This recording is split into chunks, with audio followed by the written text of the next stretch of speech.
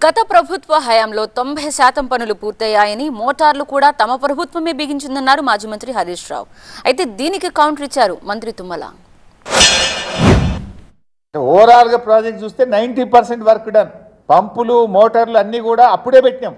వాళ్ళు ఇప్పుడు అలా మొదటి పంప్ హౌస్ కానీ, రెండవ పంప్ హౌస్ కానీ, మూడవ పంప్ హౌస్ కానీ వాళ్ళు ఏదైతే ఆన్లు చేస్తున్నారో ఇలా కట్కలు ఒత్తుతున్నారో పంప్ హౌస్ల నిర్మాణం కానీ, మోటార్లు బిగించడం కానీ, సబ్స్టేషన్ల నిర్మాణం కానీ ఈ 3 పంప్ హౌస్లు కూడా బీఆర్ఎస్ ప్రభుత్వ హయాంలో జరిగినవే.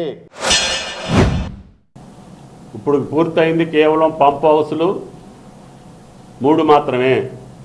టన్నెల్స్ పూర్తి కాకుండా, ఈ 155 స్ట్రక్చర్లు పూర్తి కాకుండా, ఫీల్డ్ ఛానల్స్ లేకుండా, డిస్ట్రిబ్యూటరీస్ లేకుండా 1 ఎకరానికి కూడా నీళ్లు రావాలంటే ఇంకొక 5 సంవత్సరాలు కావాలి, ఇంకొక 10,000 కోట్లు కావాలి.